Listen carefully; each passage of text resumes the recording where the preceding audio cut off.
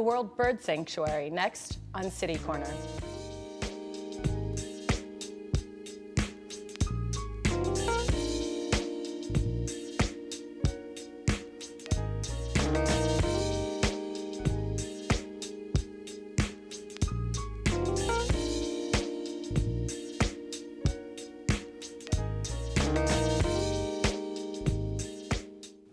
Hi, I'm Sarah Thompson, and welcome to City Corner. Today we have a very special show for you, and I know I always say a special show, but this is a very special show because we actually have a bald eagle in studio with us, and that's because we're talking about the World's Bird Sanctuary today.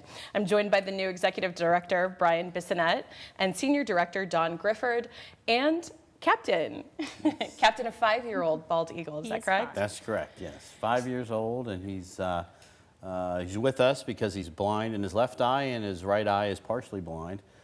Came from a rehab center in Atlanta to us. Okay. And he's 5 years old. And we can talk about the rehabilitation because that's such a key component of what the World Bird Sanctuary does. I think I first want to say welcome to St. Louis, and obviously your team, welcome to the World Bird Sanctuary. You're the new executive director, just started in July. So yes. Tell us about just your move here and your plans for what you have for the World Bird Sanctuary. Well, first the move, it was quick. I retired military officer, spent 25 years in the Army as a retired lieutenant colonel now, and pretty much got this right when I was transitioned out of the military is when they offered me to come up here and take the executive director position at World Bird Sanctuary. So it was a quick move, and then got the family and my 3 girls up here as well. So as well as starting to work. So it's been a quick and fast-paced ride for the last 6 or 7 months as we made the transition, but it's been great. So far here in St. Louis. It's just a fantastic town. It's a fantastic place to be. I mean, I can't believe how many things there are to do. For my kids, I think they're set and their schedule's set till they're ready to graduate college, so which is great. But at the World Bird Sanctuary, one of the things that we're looking at doing is really looking at our focus of what we've done in the past and kind of where we want to go in the future. So one of the things that we've looked at is we want to become a premier wildlife conservation organization that's recognized nationally. Walt Crawford, who was the founder of the organization, had really done some fantastic things to get World Bird Sanctuary up and running and get it on the map, so to speak, on what it does from a rehab perspective and education and things of that nature. So we're just trying to take it to that next level. Well, let's talk to remind people. I mean, I feel as a native St. Louisan growing up here that you went to the World Bird Sanctuary or they came to the school and you had a chance to really have these close encounters with birds of prey. But to remind people just where the sanctuary is and what it is that you do, that people can come. It's open daily, every day, except for some holidays? Correct. 365 days a year. We're closed on Thanksgiving and on Christmas. And throughout the year, we'll have some special events where we may close half the day. But for the most part, 363 days a year, we're open to the public from 8 to 5, Sunday through Saturday, however the week goes, 7 days a week. And we're in Valley Park. So just pretty much you get off at the corner of 141 and 44. It's right next to Lone Elk Park. So you can't miss us if you go to Lone Elk Park. Right before you get there, make a right-hand turn, you'll come right into the Bird Sanctuary. And then you have a lot of programs. Don, let's talk about I was just referring to some of the outreach, but people can come, they can see the birds up close and other animals as well. Do you want to talk about some of the features? Sure. We have a lot of different education programs ranging from full bird programs with flying birds. The flying birds go right over the kids' heads and the adults' heads. And the programs are situated so that they can either come to our sanctuary, and we have a 300-person amphitheater, a capacity for 300 people, or we go to their venue or their school and we fly the birds right in the cafeterium, their gymnasium, their cafegimatorium, whatever they have, and we perform programs all the way from what we call our Raptor Awareness, which is our most popular program that features 7 different birds ranging from hawks all the way to vultures, falcons, and eagles. And we have a All About Eagles program, we have an All About Hawks program, we have Critters for Kids for the younger set, and we only bring 4 animals to that, and they have some touchable animals in that program. So we really have a range of programs that are geared to whatever you're looking for your science program and in your school. And to learn more about birds, which leads us, we should probably talk about our third guest here on set. So tell me about Captain. Like we said, Captain's a 5-year-old bald eagle. You can still see he has a little bit of the brown feathers on the top of his head, so he doesn't have the full white head. They all end up a little bit different, so you have their own little character, but we expect his feathers to get a little more white as he continues to mature. But he was injured. He has, like I said, he can't see out of his left eye, and his right eye is partially blind in that eye.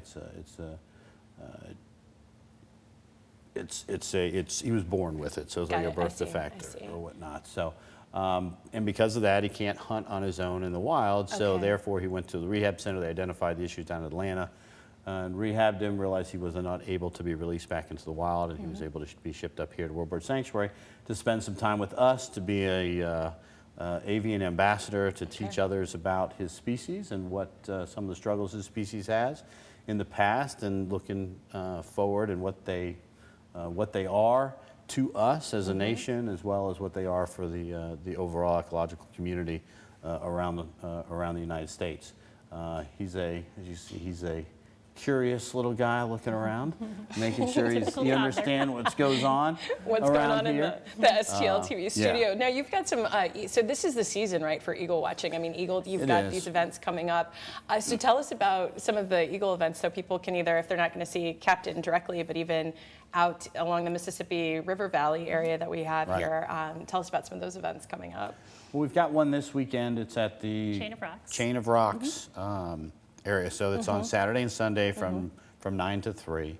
Weather permitting. Weather permitting, of course. Keep your fingers crossed. Yeah, we're looking at the weather. So folks have a chance out there. We're actually bringing 2 of our bald eagles out there for the event itself. But they're also, hopefully, they'll have spotting scopes out there, and hopefully we'll be able to see some of the wild bald eagles that are out there. And this time of year is huge for the bald eagles because they're migrating. A lot of those are in Canada and northern part of the United States will migrate, and they follow the waterway. So obviously the Mississippi comes right past St. Louis, so it's a major waterway, and that they'll travel down since they most of their diet is on fish. So they come down as far as they need to, so they can hunt and be able to survive throughout the winter, and then they'll return back up to their northern side. So this is the time of year that we see a real influx of bald eagles coming into the St. Louis area around the Mississippi. I will say we also do eagle census, so we'll actually fly up in a Cessna, and we'll actually go around and count how many nests we've spotted, how many eagles are out there as well, flying juvenile, older, the more mature bald eagles with the white heads, and do a count. And we try to take a look at what we've seen in the past to what we've seen now to identify any changes in climate or any changing in their population status and such. So we just started those. We're seeing a lot less this year than we had in the past. We kind of believe, just even though we've had a couple of these cold spells here, but generally it's a bit warmer than it has been in the past. So they haven't had to come as far south. So we think a lot of them have stopped short of St. Louis, coming from the north to come here. But we still counted on the first one was around 125 bald eagles in the general area along the Mississippi. So we're expecting closer to the 200 range. But we'll see if that changes as we move through into January and February. And do you share that data? Do you work with other organizations similar to you in other parts of the country to be able to have that sort of data when you talk about conservation? It takes some time to build some data. You can just do 1 year. So we've built data over some time, over the last few years. So this is the year that we're going to take that data, kind of do some analysis on it, and try to publish it and also provide it to the Department of Conservation as we go forward, and some other like organizations. And once we'll publish that with some of our conclusions of what we think is happening with the bald eagle in the general area in St. Louis when it comes to migrating and those that are living here on a permanent basis. When you talked about the rehabilitation of Captain, that sort of leads to, you have the different departments that you have at the World Bird Sanctuary. Do you want to just reference we really have what we call 6 core competencies at the sanctuary. The one that most people know about is sanctuary services. It's our guest services. It's where we take care of the animals that are out there for display, and it's what people can actually see when they come visit us every day. We also have education, which are the educational programs, where we go out, as we've already kind of talked about some of those. We do propagation, which is breeding. So we take a look at the animals that are what we consider a negative population trend over time that need to be assisted to make sure we can stabilize the population levels. We did that recently with the barn owl, which recently came off the endangered species list for the general area for Missouri. We've released over 1,000 barn owls now back into the wild, so that's part of what we do as well. Used to do it with the bald eagle when it was on the endangered species list as well.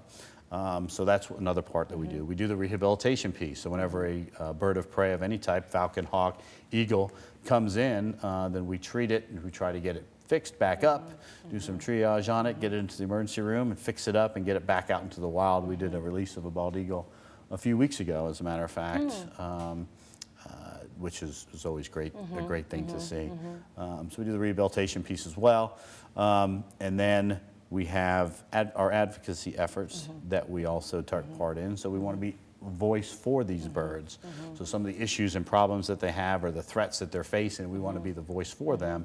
Be able to advocate through federal law, local, state governments as well to change things, and also looking at industry as well. So obviously their biggest threat right now for all bird species is what we do as human beings. So it's trying to find what the balance is between what we need or what we want versus what they need to survive out into the wild. So, you know, car wreck, you know, getting hit by cars. I think 95% of the injuries from the birds that come into a rehab hospital are based on injuries from something created by human beings. So, and then we want to be their voice to try to make sure we can strike that proper balance and make sure we do that.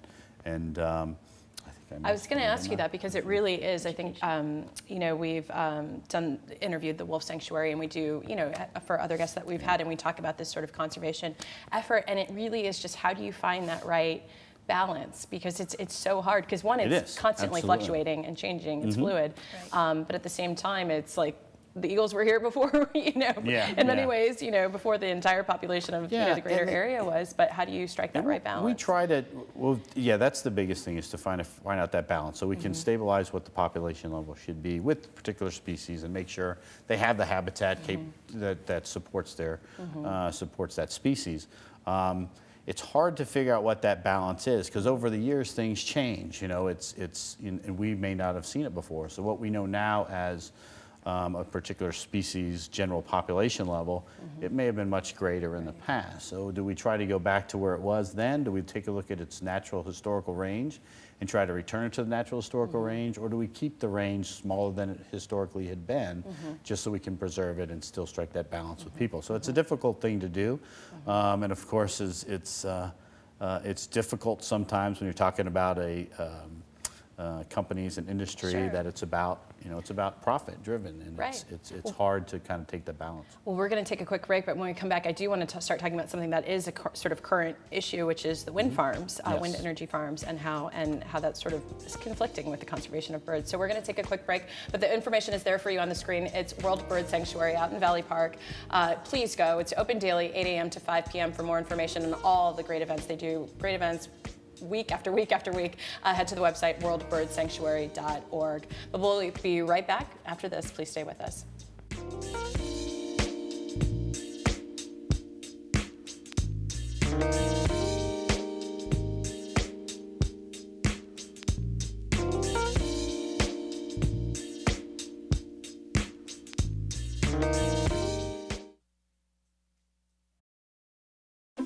I fell and I had to have Meals on Wheels. They're my savior. America, let's do lunch. 1 in 6 seniors faces the threat of hunger, and millions more live in isolation. Drop off a hot meal and say a quick hello. Volunteer by donating your lunch break at americaletsdolunch.org. G-morning, sunshine. Wakey, wakey. Text me. Are your parents home later? We can hang. LUV, love you. JK. Holla back. Holla back. Holla back. Are you with your friends? That's lame. We're in a huge fight right now. XO. What'd you dream about? Something I did. Are you on your way to the mall? I'm lonely. Nude pics. Send me some. Text me.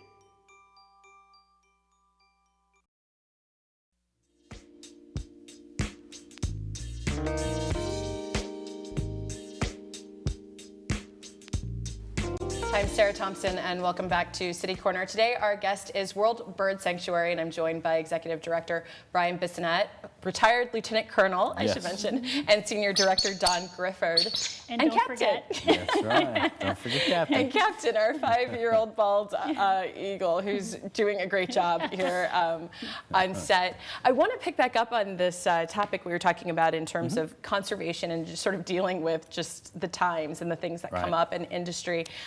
Wind farms, which are amazing and great on one end when you talk about renewable energy and different sources of energy. On the other end, a complete hazard in some respects to certain birds.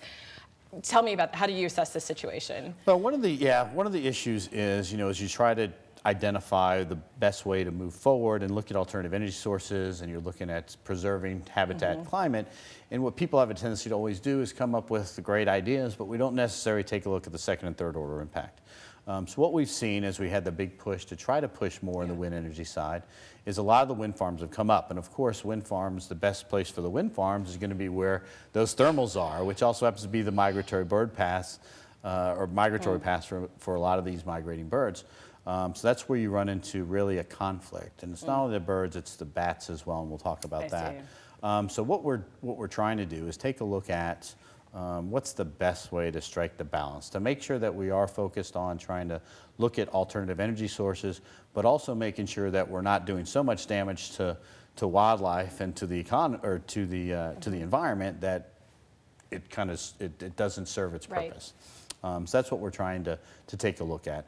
Right now, what you basically have in federal laws, you have the Eagle Protection Act and you have the Migratory Bird Act. Those protect the bald eagles and the golden eagles. And pretty much if you kill one on the street or take a shotgun and shoot one out of the sky, you're going to get charged $25,000 and end up up to 5 years in jail. So that is on the books. And that includes for anyone for the wind industry. So what the wind industry they've done and the federal government has done for them is they've offered them to apply for a permit. And the permit allows them to kill a bald eagle or a golden eagle, as well as other bird species, if they are putting up wind power and if it's died because of that. So that's been done. The new rule was just changed in October of this year, which allows the 30-year permits to come out. They've upped the number of eagles that can be killed legally under that permit. But the good part about it is they have allowed they've forced the industry, the wind energy industry, to go for an outside agency that actually reviews and counts up the numbers that have actually been killed. Because before what had happened, it was internal review. So it wasn't done consistently, and it was done on what we'd call this circle of death underneath the wind turbine. And if you know anything about the wind turbines, the 500-foot wind turbines spin slowly in the middle, but they go over 200 miles on the outside end. So if an eagle or a bird hits it, it's going to get flung way outside of what we call the circle of where they count. So that's a major concern for us. And now they're talking about building 650-foot wind turbines as well, which with the expansion, that speed on the outside blade will get up to over 400 miles an hour. So where does the collaboration, if you will, where does that middle ground, that partnership sort of come in? Right. Well, it comes in, what we look at, and we're trying to work with industry as well as some of the local state government officials and eventually hopefully with some of the federal officials. We've put a couple emails out there to some of the congressmen and senators here in Missouri for their support on this, is really look at it from a perspective of what can we do to incentivize this industry to change the way they do business when it comes to location, but also offer them some incentives to use what we call countermeasures on those particular wind turbines. So we've had some real good luck, and I mentioned the bats as an example. So they've had some real good luck on testing of ultrasound countermeasures, which you could do pretty much an ultrasonic pulse that puts out from the wind farm itself. And when the bat flies near it, it starts to pick it up and it stays away from the wind farm. And with bats, we lose almost 900,000 bats a year to deaths with the wind turbines. And it's because when it spins so fast, it creates what's called overpressure around the turbine.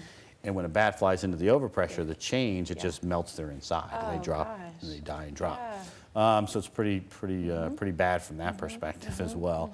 And then, of course, they're pollinators as well as they eat the insects, and it makes a huge impact for us and for the global ecology. So so that's important as well. And then also with the birds itself, we've done some studies on ultraviolet because they see in the ultraviolet spectrum, unlike human beings.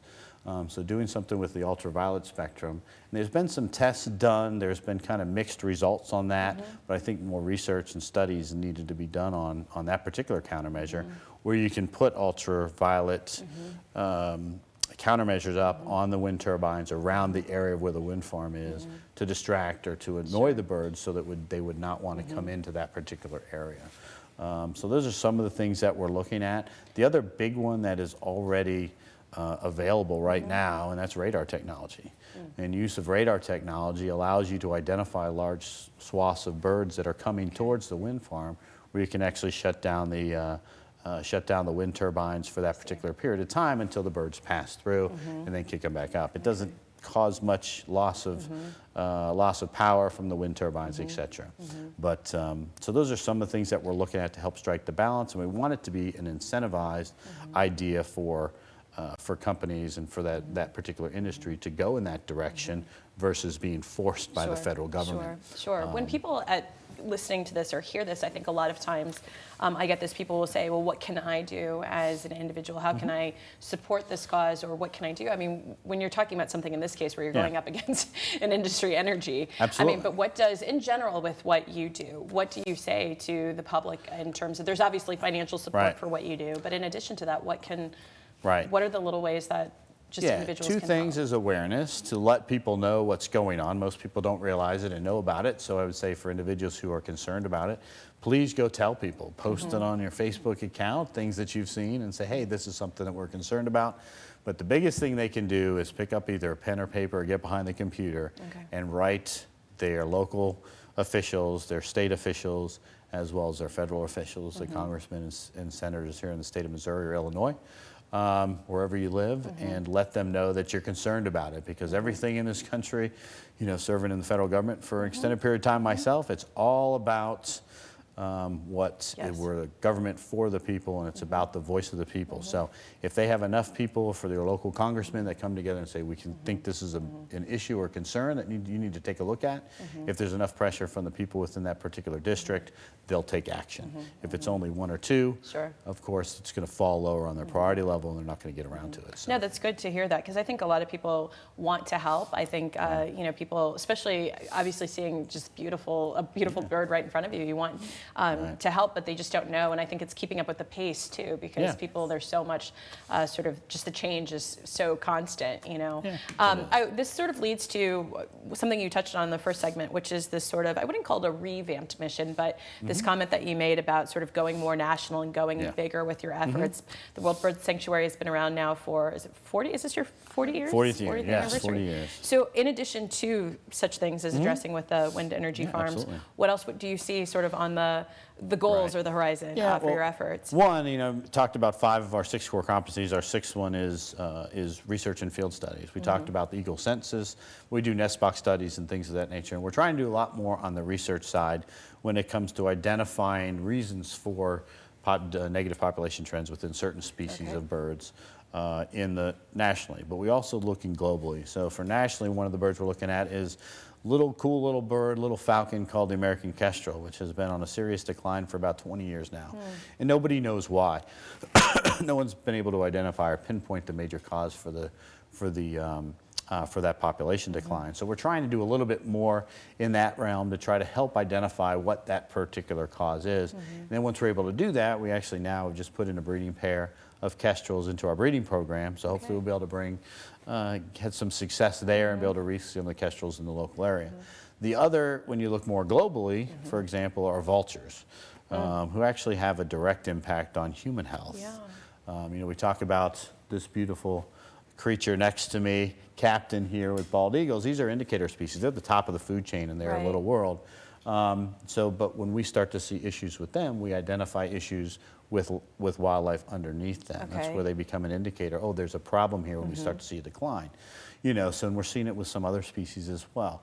But when you talk about vultures, it actually has a direct impact on human health. If you look in Europe right now, one of the issues in Europe is stray dogs are eating dead carcasses and getting rabies from rotting carcasses and spreading rabies around Europe. So they have a much higher level of rabies that they've ever had in the past.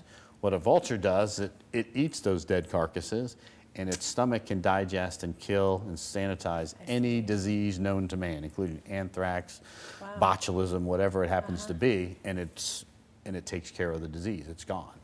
Africa's having the same problem. There's a little more complex of an issue in Africa with the African vultures, and we've seen just the hood vulture is about 10% of what it was just 30 years ago. It's declined by 90%.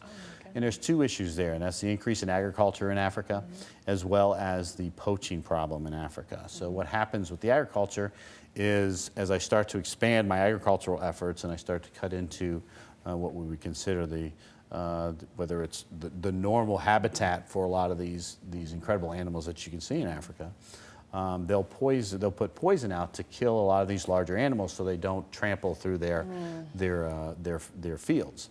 So what happens is once that bird dies from poison, the vultures prey on it, and then they're poisoned. And even though they can sterilize any disease known to man, poison will still kill them. So, and a lot of them are being killed. The poachers is the other problem.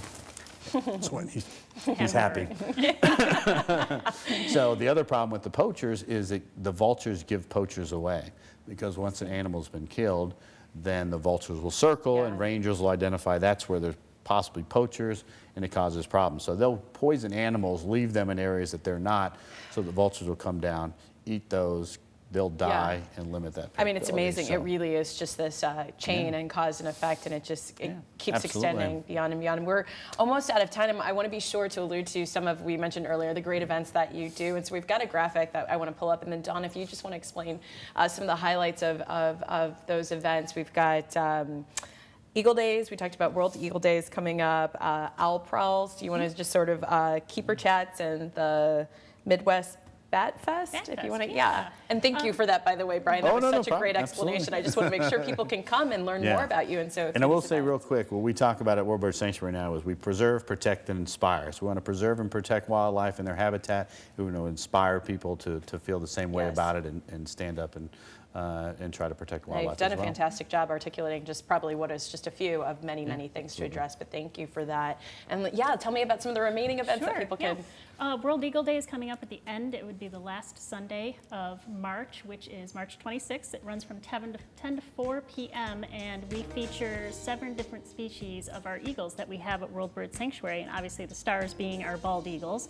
And we do fly the majority of those eagles in our amphitheater, and they'll fly right over your heads, just like all of our other programs. And it's really, there's nothing like having a bald eagle fly over your head. And sometimes you get your hair messed up a little bit in the process, but I think it's worth it. Yes. So that's at the end of March. And then our Owl Prowls are running on daily, usually the weekends, Friday, Saturday, sometimes Sundays, and they run from 7 o'clock on, usually till about 9 o'clock at night. And we obviously do those at night because they're featuring owls. So you'll have a short program in our nature center, which is inside, and then we go for a little prowl out on our property where we call the wild owls, and we teach you how to hoot ahead of time, and hopefully we can call in a wild owl from our woods. And then we have we're actually out of time, but we've got all your website's fantastic. It's got all the events, so people can head to the website. It's the World Bird Sanctuary website, and thank you again for being here. This has been fantastic, and thank you for bringing Captain. Thank you for having us. We appreciate it. All right, and thank you at home for watching, and keep it right here on STL TV Experience St. Louis.